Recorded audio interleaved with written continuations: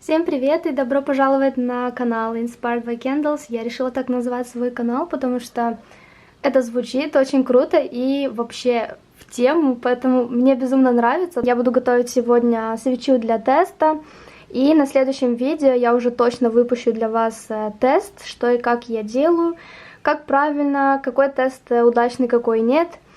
И что бы у меня ни получилось, я все равно с вами поделюсь.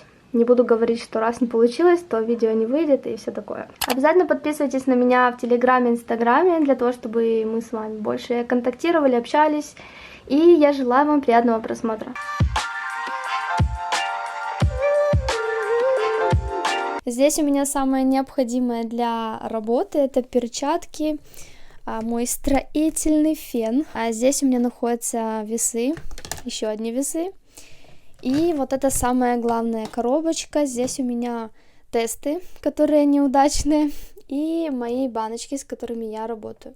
Я, кстати, вам их еще не показывала, очень скоро вам все покажу и расскажу. Ну и самое главное, это вот этот вот стол, который я немного сожгла. И, в общем, здесь у меня все мои candle supplies. Я не знаю, как правильно говорить, вы мне напишите, пожалуйста, продукты, товары, компоненты, потому что на английском это все candle supplies, а supplies это продукты. По-прежнему стоит моя любимая плита. Это, как вы можете заметить, очень похоже на обычную кастрюлю, но она нагревается до 200 и даже выше градусов. Это как раз-таки для того, чтобы нагревать воск. В общем, понимаете, да, перейти отсюда сюда — это огромнейший скачок, поэтому я с нетерпением уже жду, когда мне понадобится, допустим, готовить несколько свечей за раз, там 5 или 10, тогда я уже начну пользоваться вот этой вот штукой. И под столом у меня очень много всяких коробок. Вот это единственное место, куда я могу все сложить, все мои покупки, понимаете, да, сзади еще есть коробки, их не так уж и много. Да, это так сказать, для начинающего свечеварителя. И мусорка, чтобы было удобно сразу все выбрасывать. Самое первое, что я делаю, это всегда достаю свою бумажечку. Здесь у меня написано, сколько чего нужно использовать. Сразу вам говорю, что я буду много чего говорить на английском и объяснять вам, потому что так я считаю удобно. И многое я не знаю, как перевести. Так что, думаю, вам все будет понятно. Это мои белые баночки, white tins, и здесь я написала 9%, это означает 9% арома масла. И здесь у меня написано, в общем, сколько у меня грамм получается в одной банке. Это у меня уже 100% проверено, посчитано. Воска у меня получается 156.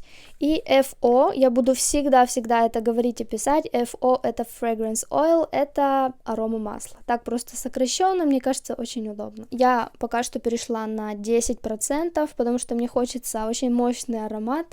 Так что вот такие вот у меня сегодня будут цифры. И как я вам уже говорила, у меня появился новый друг, это мой iPad, и здесь я записываю все мои тесты, вот видите, вот так вот записываю. Всегда перед тем, как я начинаю варить свечи, начинаю вот это бегать и что-то не успевать, мне нравится заранее записать для себя все то, что мне нужно видеть и знать в моменте, чтобы не думать, что ой, я забыла или попуталась, или вообще не то количество сделала.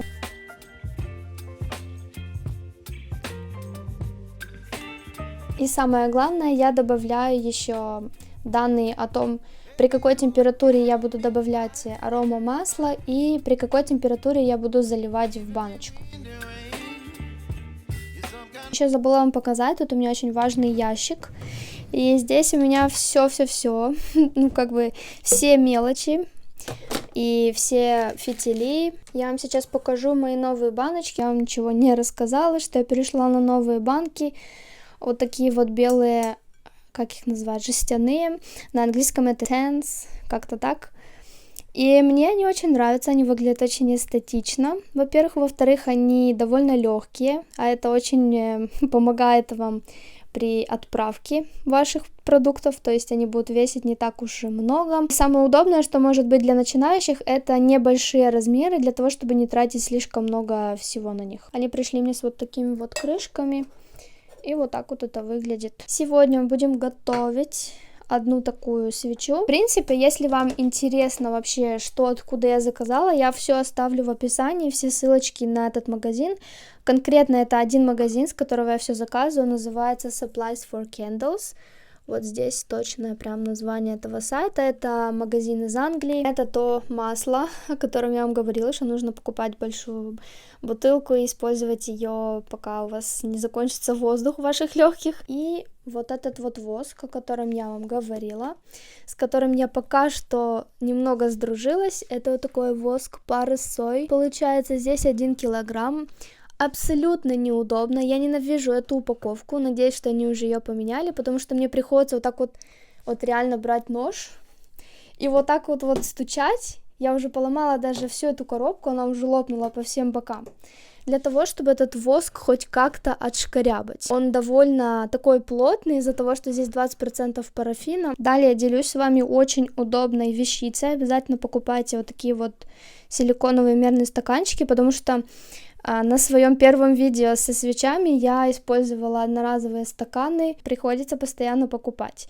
А вот эти вот вы купили и используйте, просто вытираете их, моете, как угодно. Плюс они удобные, они выдерживают, они не впитывают масла, ими удобно наливать, заливать. Следующее, что нам понадобится, это спрей, алкогольный спрей. Тоже меня как-то поправили, написали, может, не алкоголь, а спирт. Я перевожу вам дословно. Здесь у нас это называется спрей-алкоголь, поэтому 70% алкоголя написано. Поэтому я вот так вот вам и перевожу. Это для того, чтобы, так сказать, обезжирить, чтобы на них не было никакой пыли, чтобы хорошо воск как бы держал форму и не отходил от банки. Здесь у меня вот это вот салфетки, которые вам придется использовать тоннами, потому что только с ними можно очень удобно работать, все вытирать. Посмотрите, сколько у меня их есть. И вот тут у меня 2 питчера стоит. Я работала с вот этим огромным питчером для того, чтобы сделать на предыдущем видео 2 свечи. Сама не знаю почему. В итоге я себе заказала такой же, но поменьше. Как раз таки для тестиков и для каких-то маленьких свечей. Тоже на Амазоне заказывала. Отсюда я достаю мой такой термометр. Вот так он выглядит. Нажал. И знаешь температуру. Также здесь можно поменять на Фahrenheit и Цельсиус. Ну, я использую Цельсиус, так что такая вещица. Дальше мне нужен фитиледержатель. Фитили. Пока что я использую вот такие фитили Eco 16. Сегодня настоящий прям тест, когда я не знаю, как он будет работать и большой он или нет. Далее мои наклеечки. И вот эта вот вещь. Wick Centering Tool. Я не знаю, как это перевести. Короче, шаблон для центрирования фитиля. Суть вот такая вот. Для того, чтобы поместить фитиль ровно посередине. Он у меня все равно почему-то выходит косо. Я не знаю почему. Вот оцените. Он вроде как идеально посередине, но что-то идет не по плану всегда. На сайте Etsy вы можете найти очень много подобных таких центрирующих кружков. Вот, посмотрите. Вот тогда у вас выходит идеально правильная свеча. Самое первое, не забываем про перчатки обязательно. Я беру бумагу, просто несколько раз, 2 раза пшикаю алкоголем, спиртом, называйте как угодно, и протираю. Сейчас самый важный момент — это наклеить посередине фитиль. Итак, я помещаю свой шаблон. В принципе, он мне показывает, на что я могу ориентироваться. Но нужно еще как-то глазами посмотреть, где, эта середина, которую все ищут. Я вам забыла показать кое-какую штуку. Тоже самодельная штука, называется придавить фитиль с наклейкой к банке. Я вам очень скоро покажу, что это и для чего это вам нужно. Потому что придавливать фитиль пальцами — это вообще неправильно. В принципе, и во-вторых, если банки высокие, тем более вы не сможете засунуть туда руку и как-то прикрепить фитиль. Так что берем наклейку. Чё он не клеится нормально? Стараюсь что-то сделать, сюда руки дрожат. Это бесит, конечно. Вроде пока нормально. И вот сейчас я вам покажу. Я просто взяла вот такую ручку, высунула из нее чернила и все, что было. Сделала из нее трубочку и сейчас вот так вот засовываю фитиль. Придавливаю и вот так вот немножко по кругу кручу.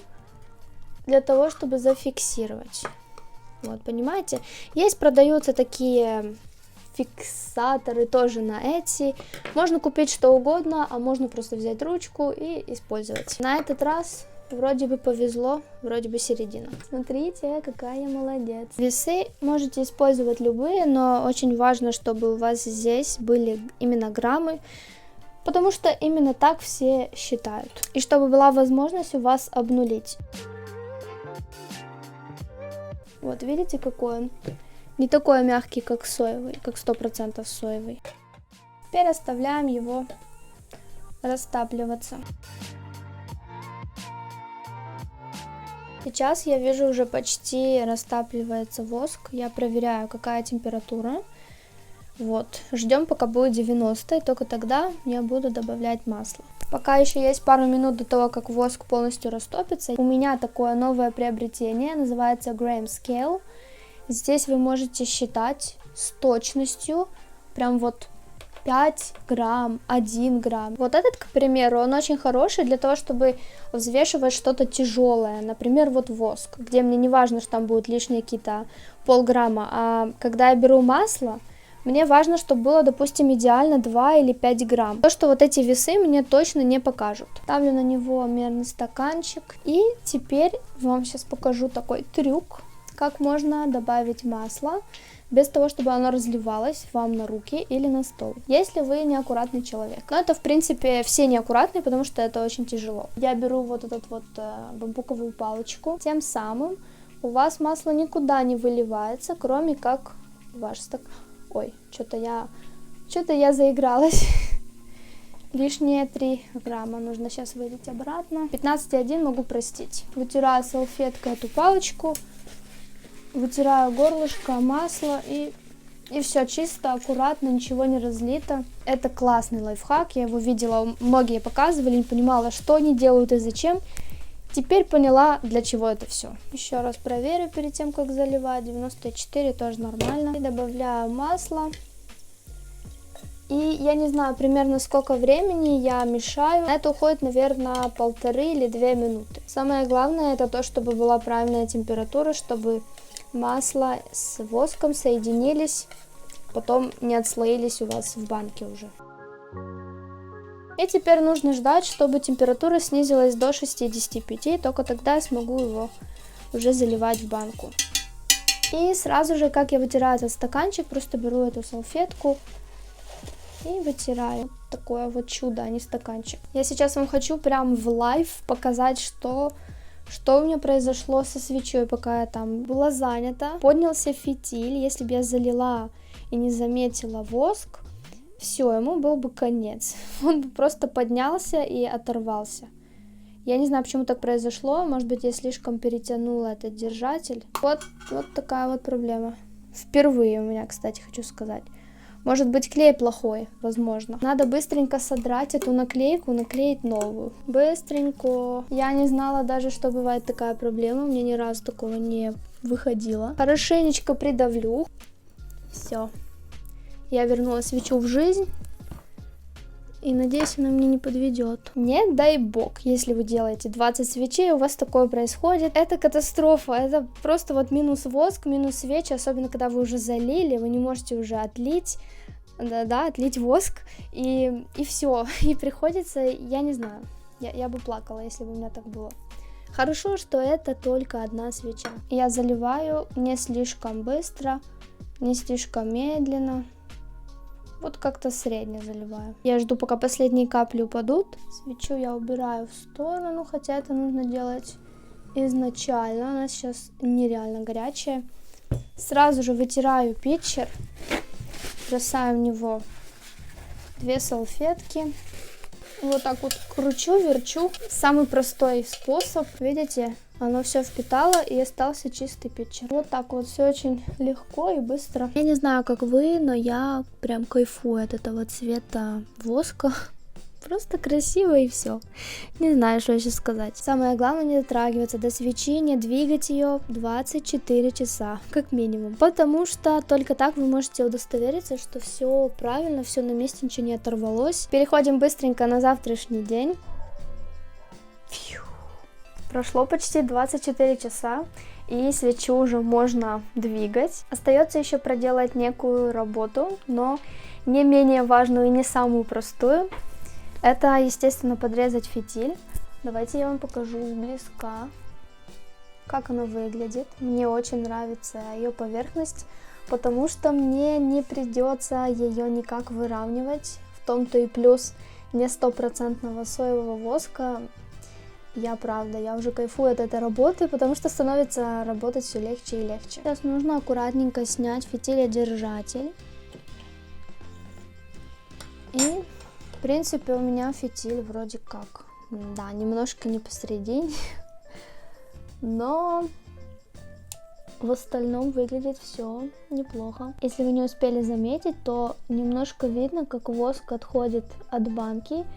Это абсолютно нормально, потому что он сжимается в то время, как он застывает, поэтому немножко вот так вот видно, как будто оно отстает, но если потрясти свечу и перевернуть, то она не выпадет и она держится хорошо. Насчет этого вы спросите, почему здесь такая вот... Почему здесь кусочек воска поднялся, есть какая-то как дырочка, отверстие, я вам скажу, потому что в то время как свеча застывает, выходит воздух, который попал вместе с воском, когда вы заливали в свечу, поэтому остается немножко вот такой пробел. Если вам это сильно мешает, вы можете сверху нагреть строительным феном, тем самым выровнять поверхность, но мне очень не хочется трогать поверхность, потому что она выглядит очень хорошо, а это вообще не помешает никому, ни клиенту, в принципе, никто не обращает вообще на это внимание. И особенно это не помешает качеству горения свечи. Сейчас самое главное это подрезать фитиль до оптимального размера, оптимальной высоты. Это примерно должно быть 0,4-0,3 мм, хотя даже полсантиметра, наверное, будет нормально. Это еще одно из моих новых приобретений. У меня были старые вот такие кусачки-ножницы, я не знаю, как это называть, фитили-кусачки, фитили-ножницы. Короче, оно очень хорошо режет фитиль, и предыдущие ножницы я отложила в сторону, потому что они жевали фитили, они меня выбешивали. Я думала, что это у меня какие-то руки-крюки, я не могу нормально отрезать. Но я решила заказать на американском сайте. У меня каждый раз трясутся руки, когда нужно обрезать фитиль, потому что от этого зависит вообще, как будет свеча работать. И если вы отрежете слишком много, тогда свечу можете выбросить в мусор, так как, возможно, пламя будет слишком маленькое, и оно не растопит вообще никогда всю поверхность. Держу фитиль сверху двумя пальцами, точнее 3. Очень быстро, решающим движением отрезаю его, для того, чтобы не вытягивать кусочки фитиля и не порвать его на части. Когда вы на деле это попробуете, вы меня поймете. Нужно делать все очень четко и быстро. В общем, вот не особо получилось, потому что толстый фитиль. Но не важно. Самое главное, я могу это поправить руками. И размер у меня вышел вполне нормальный, где-то полсантиметра. Следующее, что я делаю, это, естественно, информационная наклейка. Для того, чтобы не попутаться, чтобы знать, что это за тест. Просто отрезаю себе кусочек бумажечки и пишу всю необходимую информацию, чтобы я вспомнила потом, что это за тест и какие тут должны быть данные. В общем, вот такую примерно информацию я всегда пишу. И представляем, что это уже наша фирменная наклеечка. Красивенько ее наклеиваем и закрываю крышкой. Вот такая красота получилась. Оставляю эту свечу настаиваться примерно на 5 дней. Так как я вам уже сказала, здесь не 100% сои, поэтому из-за того, что он более такой жесткий, чем соевый, то я могу выдерживать его чуть-чуть меньше, чем неделю. Это примерно 5 дней. За 5 дней он идеально застывает и получается хороший аромат. Большое спасибо вам за просмотр и увидимся уже в следующем видео.